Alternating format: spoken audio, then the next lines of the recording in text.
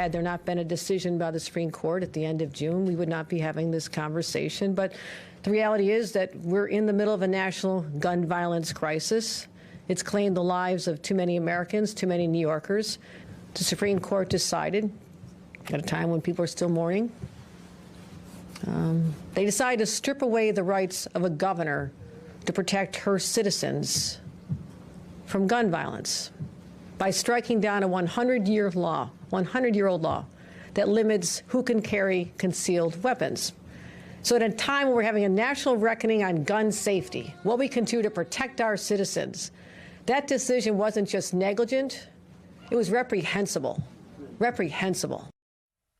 That is New York Governor Kathy Hochul speaking yesterday. New York has passed new, stricter gun measures in response to the Supreme Court striking down a law that had limited carrying handguns in public. The new regulations, set to go into effect today, require applicants for concealed carry permits to undergo a 16-hour classroom training course and an additional 2 hours of live fire drills. Permit seekers also must disclose their social media accounts for the past 3 years to prove they are of, quote, good moral character. Those convicted of serious misdemeanors like drunk driving, menacing, and third-degree assault will not be able to get permits. Applications for gun permits in New York jumped 54% ahead of these new rules going into effect. And joining us now to discuss this, New York City Mayor Eric Adams. Mr. Mayor, thanks so much for your time this morning. So explain this a little bit for our viewers and for New Yorkers watching, how you decided where New Yorkers can and cannot carry concealed weapons. Well, there are two new definitions that have been introduced into our lives, and that is restricted areas and sensitive locations. Times Square is considered a sensitive location. As you know, in the ruling, they indicated we could not carve out all of Manhattan. So we looked at those areas where you have a high volume of people for sensitive locations. Any given day, you could have over 475,000 tourists, and New York is in that area. So we wanted to make sure we stayed within the lines of the ruling, but at the same time protected those areas where we knew we had a high volume or high capacity or sensitive areas in our city. Restricted locations are those private businesses that don't want firearms inside their businesses for the most part. And they could have signs, or there's a natural default that if there's not a sign welcoming you to bring a gun in, that you're not allowed to bring it in.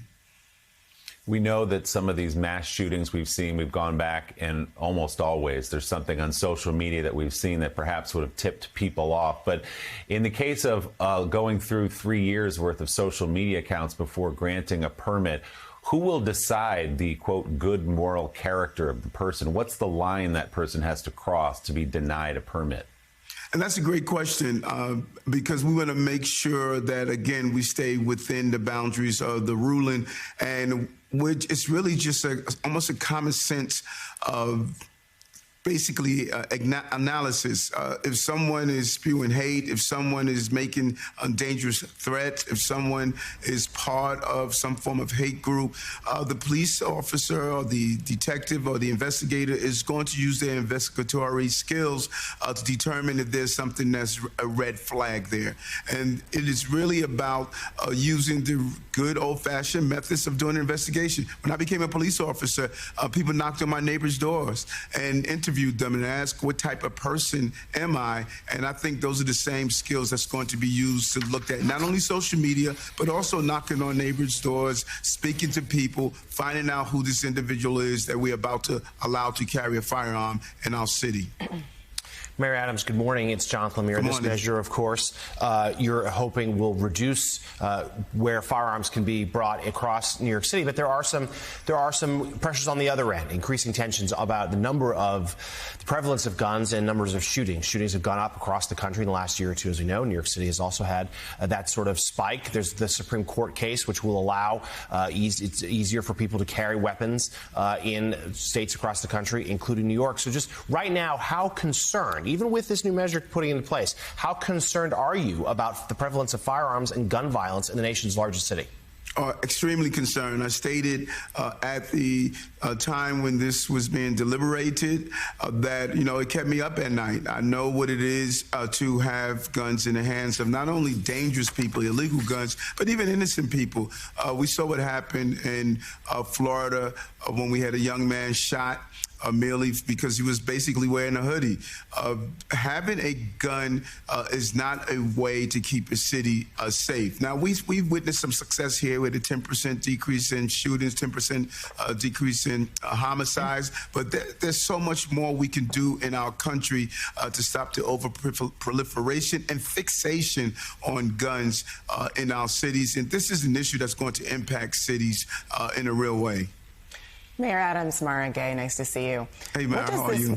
Great, thanks. What does this mean for the more than 30,000 police officers on the street today? Are their jobs more dangerous? And also, beyond that, does this change the way that they plan on policing here in New York as they look for guns? And, of course, are they going to be deployed to more sensitive locations, like around schools, to make sure that there are no guns there that shouldn't be?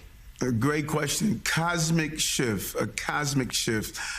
because now you are in an environment where anyone can have a gun for the most part. Any citizen can have a gun, and now you have to deal with the citizens carrying guns and the bad guys carrying guns, and having bad guys next to someone who legally can carry a gun as well.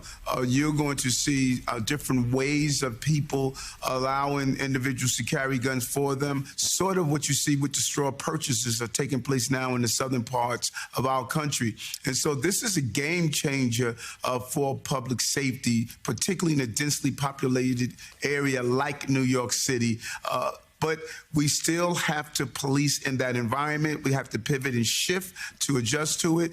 And we're not going to take police officers from those areas where we need police protection because of violence upticks. But at the same time, it is going to really stretch out our law enforcement capabilities.